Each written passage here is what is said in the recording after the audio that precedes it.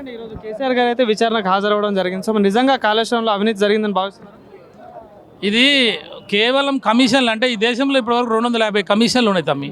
ఏ commission report ద్వారా ఎవరికి శిక్ష పడటం కానీ ఎవరి దగ్గర నుంచి రికవరీ కానీ చేసిన సందర్భాలు లేవు.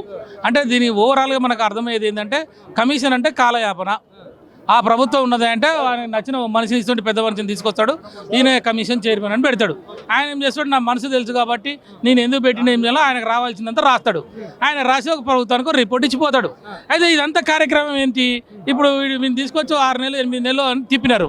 తిప్పి ఏమైంది, ఇదంతా బాగా ఊదడం.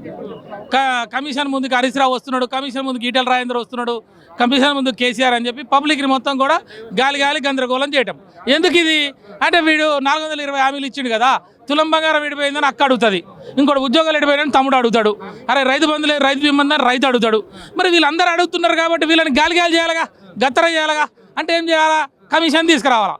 కమిషన్ తెచ్చి ఈ రకంగా ఈ దుర్మార్గమైన పరిస్థితులు జనాలు మొత్తం రోడ్ల మీద నిలబెట్టి ఈ బాకా ఉంది కదా, ఈ సీమాంధ్ర మీడియా, ఈ బాకా మీడియా కూడా తగులుకుంది. ఈ బాకా మీడియా, ఈ బాకా ప్రభుత్వం అంతా కలిసేసి ప్రజల్ని లుచ్చా చేయడం తప్ప ఏం లేదు. నిజంగా కేసీఆర్ తెలంగాణ కోసం కొట్లాడిన మనిషి, కేసీఆర్ కోసం తెలంగాణ ప్రాణాన్ని పరంగా పెట్టిన మనిషి. ఒకవేళ కేసీఆర్ నిజంగా డబ్బుల కోసం పనిచేసిన మనిషి అయితే ఇలా ఉద్యమాన్ని ఆ రోజు అమ్ముకుంటే డబ్బులు రాకపోయినాయా?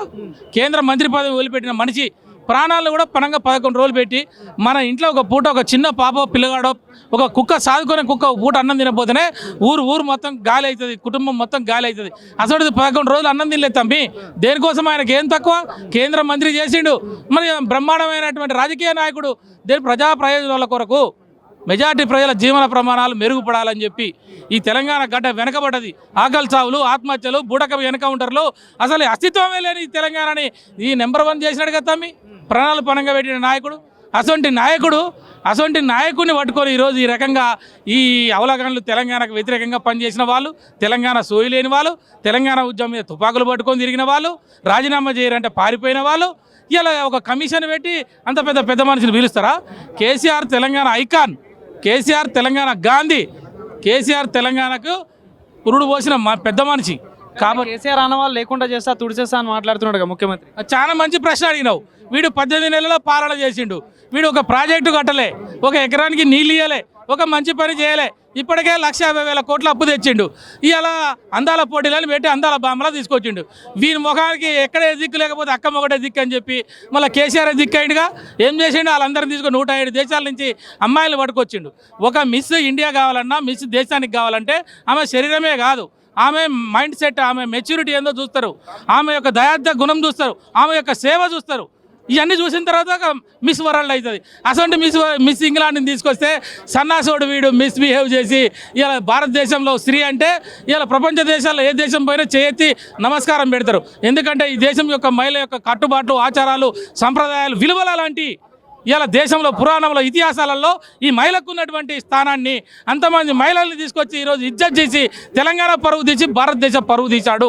ఆఖరికి ఏం చేసిండు వీడు, మళ్ళీ తీసుకుపోయి యాదగిరి లక్ష్మీ నరసింహస్వామి గుడి చూపించాడు. కేసీఆర్ ఆనవాళ్ళు లేకుండా చేస్తానే ఈడ ప్రగల్భాలు పలుకుతాడు. మళ్ళీ వాళ్ళందరూ తీసుకుపోయి యాదగిరి స్వామిని చూపించాడు. మళ్ళీ ఇక్కడ తీసుకుపోయి సెక్రటేరియట్ చూపించాడు, అక్కడ తీసుకుపోయి కమాండ్ కంట్రోల్ చూపించాడు. ఇంకేం చూపించిండా, రిజర్వాయర్ చూపించాడు. సిగ్గు లజ్జ ఏమన్నా ఉండాలా మాట్లాడితే? కేసీఆర్ ఆనవాళ్ళు లేకుండా చేస్తారా? సూర్యచంద్రులు ఉన్నంత కాలం తెలంగాణలో కేసీఆర్ శాశ్వతంగా ఉంటాడు, ప్రజల గుండెల్లో ఉంటాడు, నీళ్ళలో ఉంటాడు, తెలంగాణ భూములలో ఉంటాడు. పచ్చని మాగాని చేసిన కేసీఆర్ని పట్టుకొని ఈరోజు నువ్వు ఏదో ప్రయత్నం చేయాలి, మసిపూసి మారేడికాయలు చేయాలని చూస్తున్నావు కదా, ఇవన్నీ కూడా చెల్లవు కాక చెల్లవు. 10 ఏళ్ళు రాబందుల్లా దోచుకున్నారు తెలంగాణ సొమ్ము, అలాంటి వాళ్ళు కూడా నన్ను ప్రశ్నిస్తారా అంటూ ముఖ్యమంత్రి చెప్తాను. ఇంకా మంచి ప్రశ్న మాట్లాడినావు.